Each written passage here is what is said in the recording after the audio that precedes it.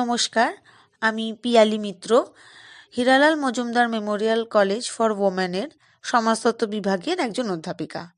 আজকে আমি আমাদের ছাত্রীদের জন্য বিখ্যাত সমাজ দার্শনিক কার্ল মার্কসের এক অন্যতম গুরুত্বপূর্ণ একটি কনসেপ্ট হিস্টোরিক্যাল মেটেরিয়ালিজম বা ঐতিহাসিক বস্তুবাদ এই ধারণাটি আলোচনা করব। হিস্টোরিক্যাল মেটেরিয়ালিজম জানার আগে আমাদের একটু ছোট করে জানতে হবে ডায়ালেকটিক্যাল মেটেরিয়ালিজম কি, অর্থাৎ দ্বন্দ্বমূলক বস্তুবাদ জিনিসটা কি। কারণ আমরা মার্কসকে কিন্তু দ্বন্দ্বমূলক বস্তুবাদের নিরীক্ষেই চিনে থাকি, অর্থাৎ মার্কসের যে দৃষ্টিভঙ্গি সেটা কিন্তু দ্বান্দ্বিক দৃষ্টিভঙ্গি। ঠিক আছে, মার্কস দ্বন্দ্ববাদের ভিত্তিতেই বিশ্ব সংসারকে বা পুরো বিশ্ব জগৎকে ক্রমবিকাশের মাধ্যমে বিশ্লেষণ করেছেন। তাই মার্কসের তত্ত্বে এই যে বস্তুবাদ বা ডায়ালেকটিক্স, এই কথাটার এই বক্তব্যটির কিন্তু একদম সুস্পষ্টভাবে প্রকাশ ঘটেছে। তো বস্তুবাদ অনুসারে কি বলছে, বস্তুবাদ অনুসারে কিন্তু এই বিশ্ব জগৎকে একটা সামগ্রিকভাবে একটা বস্তু বা থিং হিসেবে বিবেচনা করা হয়। তাই বস্তুবাদ অনুযায়ী এই যে বস্তু জগৎ তার প্রকৃতির মধ্যে থেকেই ব্যাখ্যা করা সম্ভব, বাইরে থেকে কোনো ভাব কল্পনার দ্বারা কিন্তু একে একদমই বিশ্লেষণ করা সম্ভব নয়। ঠিক আছে, এখানে স্ট্যালিনের কথা বলা যায় যে স্ট্যালিন তার ডায়ালেকটিক্যাল অ্যান্ড হিস্টোরিক্যাল মেটেরিয়ালিজম যে গ্রন্থে সেখানে কিন্তু এই দ্বন্দ্বমূলক বস্তুবাদ সম্পর্কে বিস্তারিত আলোচনা করেছেন। এখানে দ্বন্দ্বমূলক বস্তুবাদ কেন বলছে না, দ্বন্দ্ব মানে আমরা সবাই জানি এক প্রকার বিবাদ বা এক প্রকার ঝামেলা বা অশান্তি বলা যেতে পারে। দ্বন্দ্ব একটা কন্ট্রাডিক্টরি ব্যাপার, একটা বিরোধী মনোভাব। ঠিক আছে, এই বিরোধী মনোভাব থেকেই কিন্তু পরিবর্তনের সূচনা হয়। তাই মার্কস সবসময় তো পরিবর্তনের কথা বলেছেন, সোশ্যাল চেঞ্জ বা সামাজিক পরিবর্তনের কথা বলেছেন। তাই এখানে উনি এই দ্বান্দ্বিক দৃষ্টিভঙ্গি দ্বারাই সমাজে পরিবর্তন আনার কথা বলেছেন। ঠিক আছে, তো এই যে দ্বন্দ্ব বা এই যে দ্বন্দ্বমূলক বস্তুবাদ, এইটা নিরীক্ষেই কিন্তু মার্কস আমাদের ইতিহাসকে পর্যালোচনা করেছেন, তাকেই বলা হচ্ছে ঐতিহাসিক বস্তুবাদ। ঠিক আছে, তাই মার্কসীয় যে চিন্তাধারা তার কিন্তু প্রধান তত্ত্বসমূহের মধ্যে একটা গুরুত্বপূর্ণ অন্যতমই হলো এই ঐতিহাসিক বস্তুবাদ। তবে মার্কস কিন্তু নিজে এই ঐতিহাসিক বস্তুবাদ কথাটা ব্যবহার করেননি, তার এবং এঙ্গেলসের মিলিত প্রয়াসে এই তত্ত্বটি উঠে আসে। তো মার্কস এবং এঙ্গেলসের লেখায় কিন্তু মেটেরিয়ালিস্টিক কনসেপ্ট অফ হিস্ট্রি বা ঐতিহাসিক বস্তুবাদী ধারণা, এই শব্দ কিন্তু ওনারা এখানে ব্যবহৃত করেছিলেন। তবে পরবর্তীকালে যত যুগ বদলে লেখায় এই মেটেরিয়ালিস্টিক কনসেপ্ট অফ হিস্ট্রি কিন্তু হিস্টোরিক্যাল মেটেরিয়ালিজম নামে প্রকাশিত হয়, অর্থাৎ মার্কসবাদীদের লেখায় ঐতিহাসিক বস্তুবাদ এই কথাটাই কিন্তু বহুল পরিমাণে ব্যবহার করা হয়েছে। তাই মানুষের ইতিহাসের গতি প্রকৃতি আলোচনার ক্ষেত্রে এই যে দ্বন্দ্বমূলক বস্তুবাদ যে কথাটা আমরা আগে জানলাম, যে একটা দ্বান্দ্বিক দৃষ্টিভঙ্গি বা একটা বিরোধীমূলক যে দৃষ্টিভঙ্গি যার দ্বারাই পরিবর্তন সূচিত হয়, তো এই রকম দ্বান্দ্বিক দৃষ্টিভঙ্গিকে ইতিহাসে প্রয়োগ করা কেই বলা হচ্ছে ঐতিহাসিক বস্তুবাদ। অর্থাৎ দ্বন্দ্ব হওয়ার ফলেই কিন্তু পরিবর্তন আসে। যেমন ধরো কোনো একটা জিনিস, কোনো একটা ধরো কোনো এক প্রকার চাপ দেওয়া হচ্ছে তোমার উপরে, সেটা মানসিক হতে পারে বা আর্থিক হতে পারে বা ধরো পড়াশোনার ক্ষেত্রেই হতে পারে, অত্যাধিক চাপ দেওয়া হচ্ছে তোমার উপরে। তো সেই চাপ নিতে নিতে নিতে নিতে এক সময় তুমি যখন বিদ্রোহ ঘোষণা করো যে তুমি আর নিতে পারছো না, তখন কিন্তু সেটা দ্বন্দ্ব পরিণত হয়। ধরে নাও একটা বেলুনের উপরে আমি চাপ দিয়ে যাচ্ছি হাত দিয়ে, তাকে প্রেশার ক্রিয়েট করে যাচ্ছি, চাপ দিতে দিতে দিতে দিতে বেলুনটা সম্প্রসারিত হচ্ছে, চাপটা সহ্য করছে, কিন্তু করতে করতে করতে করতে একটা সময় ও বিদ্রোহ দেখিয়ে ফেটে যাচ্ছে। বেলুনটা ফেটে গেলে কি হচ্ছে, আমার হাতটা নিচে পড়ে যাচ্ছে এবং বেলুনটার অবস্থানটাও পরিবর্তন হয়ে যাচ্ছে। অত বড় বেলুনটা ছোট একটা রাবারে পরিণত হচ্ছে। তো এর ফলে কি হচ্ছে, পূর্বের অবস্থান থেকে কিন্তু পরবর্তী অবস্থানে একটা পরিবর্তন সূচিত হচ্ছে। তো এই জিনিসটাকেই উনি এই ধরনের পরিবর্তনটাকে উনি দ্বন্দ্বমূলক বলছেন, কারণ উনি বলছেন যে প্রত্যেকটা পরিবর্তনের পিছনে কিন্তু এরকম কোনো না কোনো দ্বন্দ্ব কাজ করে। ঠিক আছে, তো এর দ্বারাই যখন উনি ইতিহাসে কিভাবে এই বিবর্তন এসছে দ্বন্দ্বের মাধ্যমে, সেইটাকেই কিন্তু উনি এই হিস্টোরিক্যাল মেটেরিয়ালিজম কথাটির মাধ্যম দিয়ে বা এই বক্তব্য বা এই হিস্টোরিক্যাল মেটেরিয়ালিজমের তত্ত্বটির মাধ্যম দিয়ে কিন্তু উনি আমাদেরকে বুঝিয়েছেন। তা এক্ষেত্রে স্ট্যালিনেও তার এই ডায়ালেকটিক্যাল এবং হিস্টোরিক্যাল মেটেরিয়ালিজম গ্রন্থটাতে এই অভিমতই ব্যক্ত করেছেন যে আমাদের সমাজ জীবনে আমরা যখন অনুশীলন করি তখন কিন্তু এই আমাদের সমাজ জীবনের ক্ষেত্রেও আমরা দ্বন্দ্বমূলক বস্তুবাদের এই যে মূল নীতিগুলোকে প্রয়োগ যখন করি সেটাই হয়ে যায় ঐতিহাসিক বস্তুবাদ। ঠিক আছে, তো এইখানেই আমরা এই মার্কসিস্ট এবং লেনিনিস্টের এই বক্তব্যটাকে আমাদের জীবনধারায় বহুল পরিমাণে কিন্তু আমরা এখানে ব্যবহার করে থাকি। ঠিক আছে, তো এখানে এই বক্তব্যটা হ্যাঁ বিশাল পরিমাণে আমাদের মার্কসের ইতিহাস পড়ার ক্ষেত্রে বা মার্কসীয় সমাজতত্ত্ব পড়ার ক্ষেত্রে কিন্তু ভীষণ পরিমাণে ইম্পর্টেন্ট বা গুরুত্বপূর্ণ। তো এই ঐতিহাসিক বস্তুবাদের এবার মূল বক্তব্যতে আমরা চলে আসি। এই ঐতিহাসিক বস্তুবাদ অনুসারে কিন্তু মানব সমাজের গঠন ও প্রকৃতিটাকে আমরা তিনটি মূল সূত্র দিয়ে কিন্তু বর্ণনা করতে পারি। এই তিনটে মূল সূত্র মরিস কনফোর্ট কিন্তু দিয়েছিলেন। ঠিক আছে, এই সূত্রগুলো হচ্ছে কি না, প্রথমত বলতে পারি যে সমাজের বিকাশ ও পরিবর্তনের যখন প্রকৃতি বিকাশ ও পরিবর্তনের মতোই সুনির্দিষ্ট বৈজ্ঞানিক নিয়মের অধীন। এই ঠিক আছে, আমাদের এই যে সমাজের বিকাশও কিন্তু একটা চেঞ্জ বা পরিবর্তনের বিকাশের মতন এটা একটা বৈজ্ঞানিক ধারা দিয়ে কিন্তু পরিবর্তিত হয়। দ্বিতীয়তভাবে বলতে পারি কি যে সমাজের বৈষয়িক জীবনযাত্রার বিকাশ এর ভিত্তিতেই কিন্তু রাজনৈতিক তত্ত্ব, ভাবাদর্শ, সংস্কৃতি এবং বিভিন্ন প্রতিষ্ঠানের উদ্ভব হয়। আমাদের যে সমাজের বাইরের যে বাহ্যিক যে জীবনযাত্রা সেটা যেরকম বিকাশের সাথে সাথেই কিন্তু আমাদের সমাজ যত বিকশিত হচ্ছে সে কিন্তু শুধু একলা বিকশিত হচ্ছে না, তার সাথে বিভিন্ন রাজনৈতিক তত্ত্ব, ভাবাদর্শ বা আইডিওলজি, সংস্কৃতি বা কালচার, ঠিক আছে, এরকম বিভিন্ন প্রতিষ্ঠানকে নিয়েও পরিবর্তিত হচ্ছে। এবং তৃতীয়ত বলতে পারি এই যে বৈষয়িক যে জীবনযাত্রা, এই যে বাহ্যিক যে জীবনযাত্রা, তার পদ্ধতির ভিত্তিতেও কি হয়, উদ্ভাবিত মতবাদ ও প্রতিষ্ঠানসমূহ বাস্তবে একটা সক্রিয় ভূমিকা গ্রহণ করে। এই যে আমাদের আউটার ওয়ার্ল্ড বা আউটার যে লাইফস্টাইল, এখানেও কিন্তু যে উদ্ভাবিত যে মতবাদ বা প্রতিষ্ঠান সেগুলো কি হয়, বাস্তবে একটা অ্যাক্টিভ বা সক্রিয় ভূমিকা গ্রহণ করে। ঠিক আছে, তো এই মার্কসের মতে এই সমস্ত ঘটনা, এইসব মানব ইতিহাসের এইসব ঘটনা কিন্তু বিচ্ছিন্ন নয়, আলাদা নয়, এগুলো সবকটাই কিন্তু পরস্পরের সঙ্গে যুক্ত। ঠিক আছে, তো এইখানে এই যে পরপর যেসব চেঞ্জ হচ্ছে যেটা আমরা দেখলাম এই তিনটে মতাদর্শ দ্বারা, তো এইখান থেকেই উঠে আসে মার্কসের একটা ইম্পর্টেন্ট কনসেপ্ট যেটা হচ্ছে বেস ও সুপারস্ট্রাকচার, অর্থাৎ ভিত্তি ও পরিকাঠামো। আমরা একটু আগে দেখলাম কি যে শুধু সমাজ যেমন তোমার বিকশিত হয় তখন সে তার সাথে সাথে সব কিছুকে নিয়ে বিকশিত হয়, সমাজের প্রত্যেকটা এলিমেন্ট বা উপাদানকে নিয়ে বিকশিত হয়। তো এক্ষেত্রে মার্কস বলছেন যে আমাদের সমাজের একটা বেস এবং সুপারস্ট্রাকচার থাকে।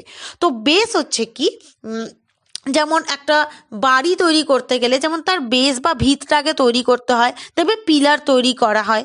ঠিক আছে, বা একটা দুর্গা ঠাকুর যখন তৈরি হয় তখন তার আগে বাঁশ দিয়ে সেটার কাঠামো তৈরি হয়, তারপরে খড় দিয়ে তাকে বাঁধা হয়, তারপরে মাটি চাপিয়ে পুরো মানে একদম সম্পূর্ণ ঠাকুরের মূর্তির আকার দেওয়া হয়। বাড়ির ক্ষেত্রেও তাই, প্রথমে পিলারগুলো দেওয়া হয়, দিয়ে বেসটা বা ভিতটা শক্ত করা হয়, তারপরে ইট দিয়ে গেঁথে গেঁথে গেঁথে গেঁথে পুরো বাড়িটার রূপ দেওয়া হয়। সেরকম সমাজের ক্ষেত্রেও একটা বেস থাকে। বেস হচ্ছে কি না অর্থনীতি। অর্থনীতি হচ্ছে সমাজের একদম বেসিক কাঠামো। এই অর্থনীতির উপর ভিত্তি করেই কিন্তু পুরো সমাজ এবং তার কর্মকাণ্ড বিরাজিত হয়ে আছে। দেখেন, একটা সমাজে যখন অর্থনীতি ভেঙে যায় তখন কিন্তু আমরা জানি পুরো সমাজটাই ভেঙে যায়। ঠিক আছে, কারণ সমাজের অর্থনীতি কি করে, সমাজের সম্পদ, অর্থনীতির একটা সমাজে ইকোনমিক্যালি স্ট্রং হলে, ফিনান্স বা অর্থনীতিটা যদি ভালো থাকে তবেই সেই সমাজে সুষ্ঠু নিয়ম নীতিযুক্ত রাজনীতি থাকবে। ঠিক আছে, নতুন নতুন আইডিওলজি তারা হায়ার করতে পারবে, তো সুষ্ঠু রাজনীতি থাকবে, শিক্ষা ব্যবস্থা উন্নত হবে, ধর্মীয় আচার ব্যবহার আরও উন্নত হবে। ঠিক আছে, বিভিন্ন ক্ষেত্রে ইনস্টিটিউশন আরও ভালো ভালো ইনস্টিটিউশন তৈরি হবে।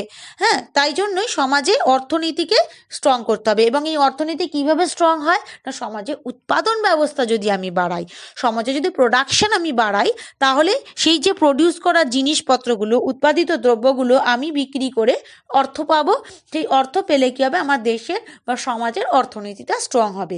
তার ফলে অর্থনীতিকে বেস করে যে পুরোপুরি উপরিকাঠামো বা সুপারস্ট্রাকচার থাকে সেইটাও স্ট্রং হবে, একটা শক্তপোক্ত সমাজ তৈরি হবে।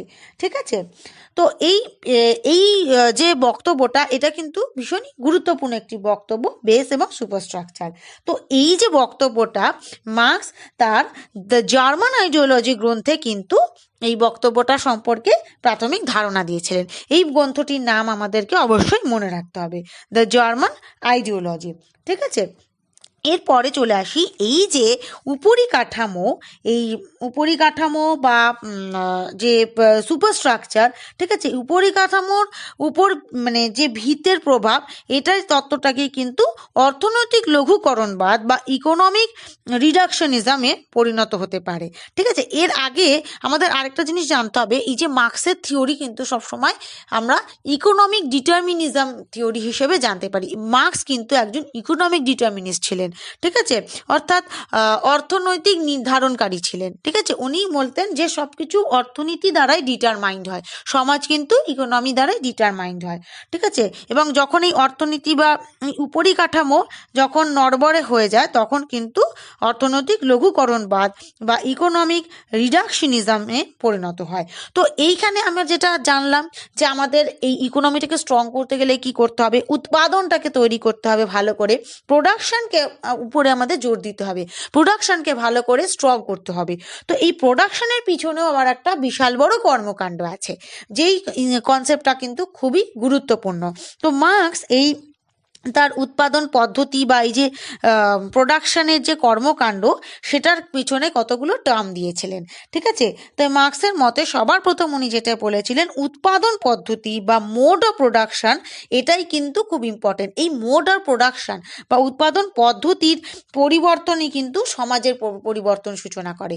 এই যে উৎপাদন পদ্ধতিটাতে যদি পরিবর্তন হয়, তাহলে কী হবে, উৎপাদন বাড়বে বা কমবে।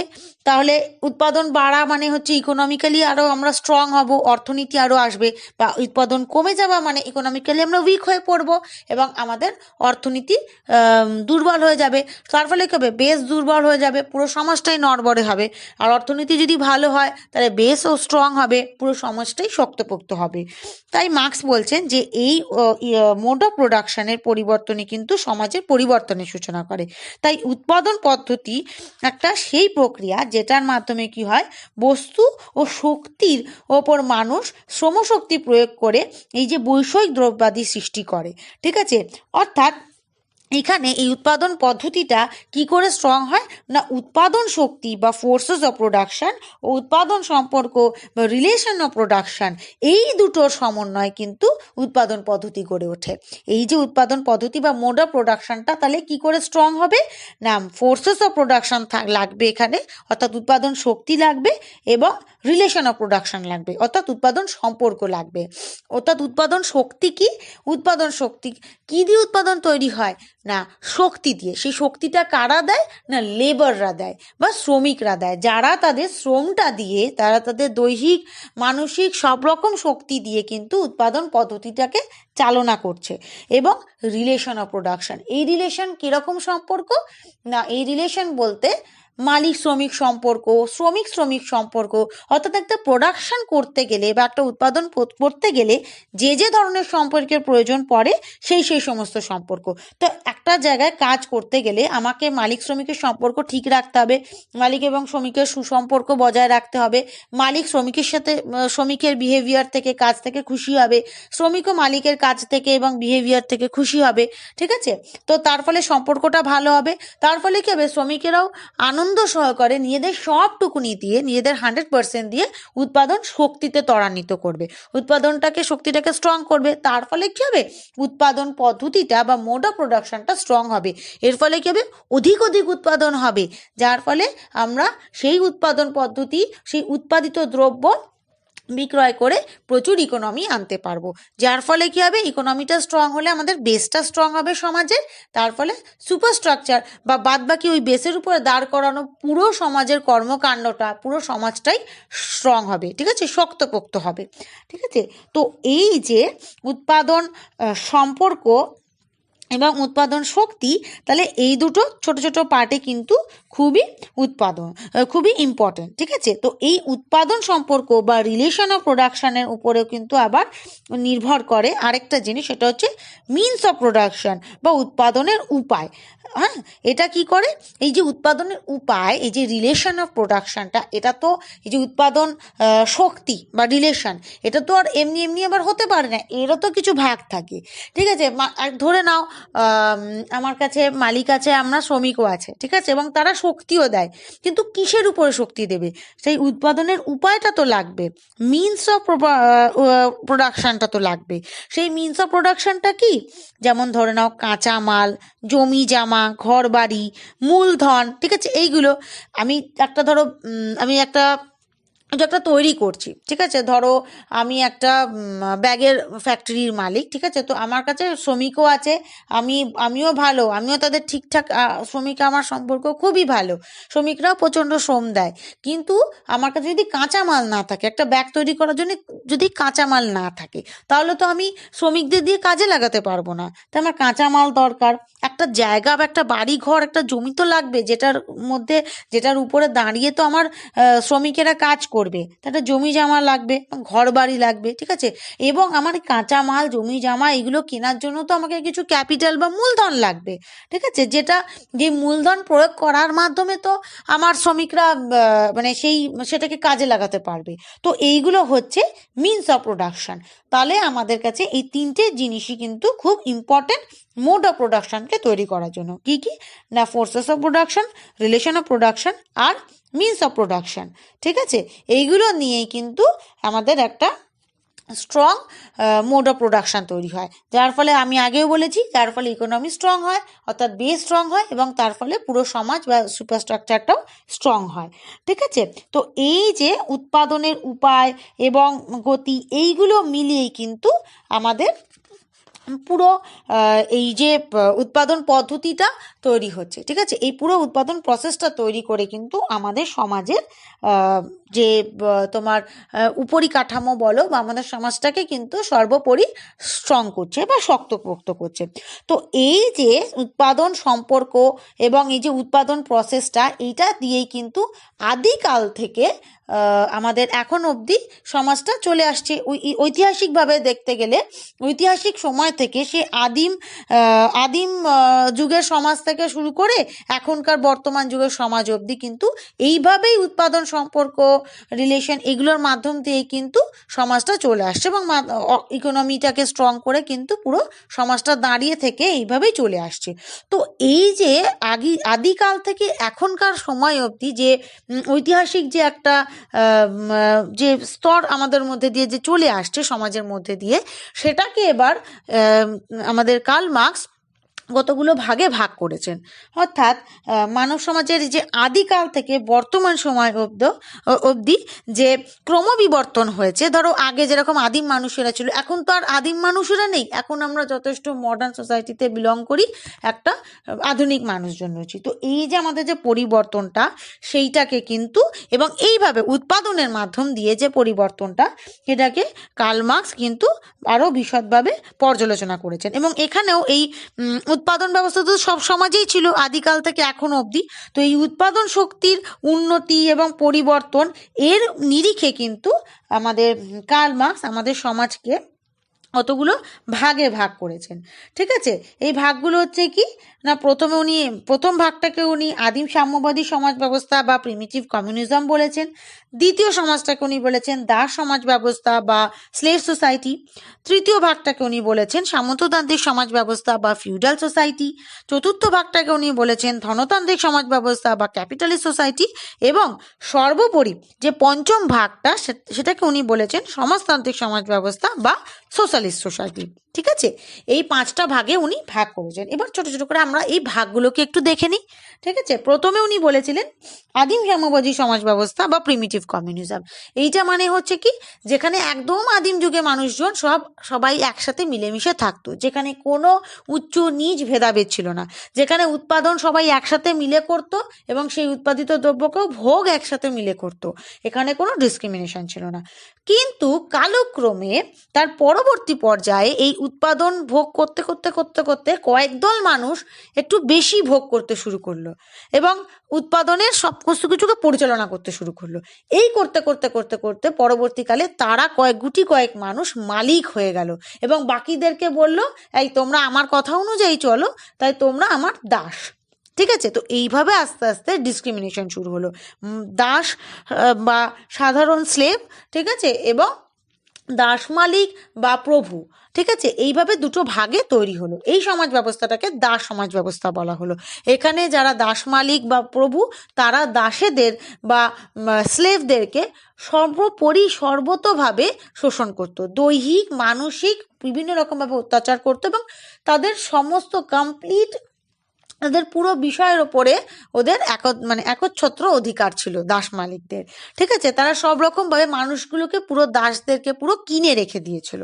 ঠিক আছে, তো এইভাবে চাপ বাড়তে বাড়তে বাড়তে বাড়তে তারা দাসদের ওপর চাপ প্রয়োগ করতে করতে করতে করতে অনেক যুগ ধরে চলতে চলতে চলতে চলতে এক সময় এই দাসেরা বিদ্রোহ প্রকাশ করলো। ক্ষোভ জমতে জমতে জমতে জমতে এক সময় বাস্ট করলো। ঠিক আছে, তারা বিদ্রোহ প্রকাশ করলো, ঝামেলা হলো। ঠিক আছে, এই ঝামেলা হওয়ার ফলে কি হলো, প্রচণ্ড বিদ্রোহ হলো। হওয়ার ফলে কি হলো, এই মালিকরা আর শ্রমিকরা মারামারি করে করে করে করে মিশে গেল। মিশে গিয়ে এই পূর্ববর্তী যে দাস সমাজ ব্যবস্থা সেটার ধ্বংস হয়ে নতুন ধরনের আরেকটা সমাজ তৈরি হলো। মিশে গিয়ে কি হলো, এবার পরবর্তী নতুন সমাজেও আবার কয়েক দল উঠে আসলো সামন্ত প্রভু হয়ে এবং কয়েক দল উঠে আসলো ভূস্বামী বা ভূমিদাস হয়ে বা সার্ফ যাদেরকে বলা হয়, সার্ফ হয়ে। ঠিক আছে, অর্থাৎ যাদের কাছে কোনো জমি জমা ছিল না, তারা চাষি হিসেবে কাজ করতো এবং তারা যা চাষ করতো তার ম্যাক্সিমামটাই তারা সামন্ত প্রভুদেরকে কর হিসেবে দিয়ে দিত। অর্থাৎ যারা উৎপাদন করতো তাদের পুরোটাই তাদের ছিল না, তারা ম্যাক্সিমামটাই সামন্ত প্রভুদের দিয়ে দিত। দেওয়ার পরে সামন্ত প্রভুদের থেকে চড়া দামে চড়া হারে সেই জিনিসগুলোকে আবার তাদের কিনতে হতো। তো এইরকমও এক প্রকার অত্যাচার চলতে থাকলো। সামন্ত প্রভুরা এইভাবে ভূস্বামী বা ভূমিদাসদের উপরে বা সার্ফদের ওপরে প্রচুর প্রচুর অত্যাচার করতে থাকলো, প্রচুর হাই ট্যাক্সেস তাদের থেকে নিতে থাকলো, তাদের প্রচুর দানা শস্য নিয়ে নিল। ঠিক আছে, এইভাবে তাদের উপর মানসিক অত্যাচার করতে শুরু করলো। হ্যাঁ, স্লেভদের মতন তাদের উপর দৈহিক অত্যাচার করতো না, তবে তাদের উপর প্রচণ্ড মানসিক অত্যাচার করতে লাগলো। এই করতে করতে করতে করতে এই চাষিরা এই অত্যাচার সহ্য করতে করতে করতে করতেও আবার এক সময় শেষ হলো এটার। তারাও বিদ্রোহ ঘোষণা করলো, আবার একটা টালমাটাল পরিস্থিতি তৈরি হলো, ঝামেলা সৃষ্টি হলো, প্রচণ্ড অশান্তি হলো, হয়ে এই পূর্ববর্তী সামন্ত সমাজ ব্যবস্থা বা সামন্ততান্ত্রিক সমাজ ব্যবস্থা বা ফিউডাল সোসাইটিটা ভেঙে গেল। ভেঙে গিয়ে তারপরে আবার আরেকটা নতুন সমাজ ব্যবস্থা তৈরি হলো, যে সমাজ ব্যবস্থাকে ধনতান্ত্রিক সমাজ ব্যবস্থা বা ক্যাপিটালিস্ট সোসাইটি বলা হয়। এইখানে আবার দুই দল তৈরি হলো। সেই দুই দল হচ্ছে কি, যারা বিত্তবান তাদেরকে বলা হতো বুর্জুয়া, এবং যারা বিত্তহীন অর্থাৎ যারা হ্যাভ নট বা গরিব তাদেরকে বলা হলো প্রোলেতারিয়েত। তো এই দুই ধরনের শ্রেণীর সৃষ্টি হলো। প্রোলেতারিয়েতরা এই বুর্জুয়াদের কাছে কাজ করত, আর বুর্জুয়ারা ছিল প্রচুর ধন সম্পত্তির মালিক, প্রচুর পুঁজির মালিক, এদেরকে পুঁজিপতি বলা হতো। ঠিক আছে, পুঁজি অর্থাৎ কি, মূলধন।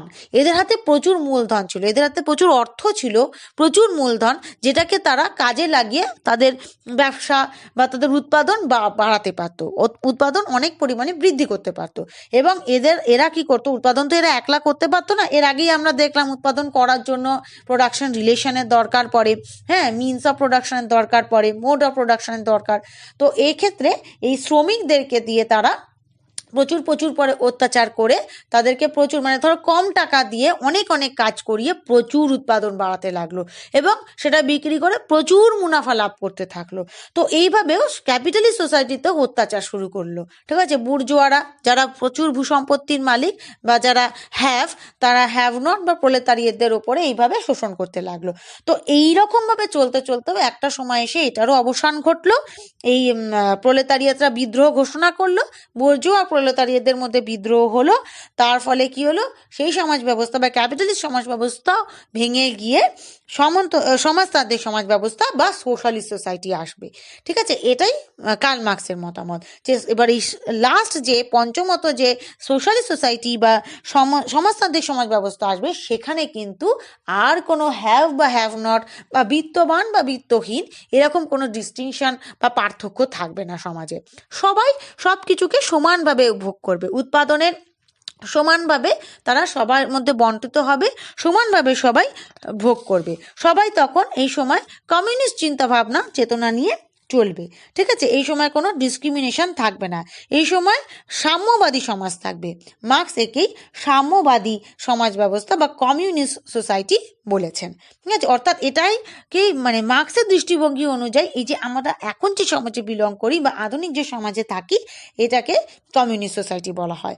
অর্থাৎ যেখানে খুবই উন্নত জিনিসপত্র বাজারে চলে আসবে, সমাজ একদম উন্নতির চরম শিখরে পৌঁছাবে এবং যেখানে সমস্ত কিছু সমান থাকবে, কমিউনিস্ট সমান থাকবে, কোনো শোষণ কোনো ডিসক্রিমিনেশন থাকবে না। তো একেই কমিউনিস্ট সোসাইটি বা সাম্যবাদী সমাজ বলা হয়, যেখানে সাম্য বিরাজমান থাকবে, সমাজে একটা সমতা দেখা দেবে।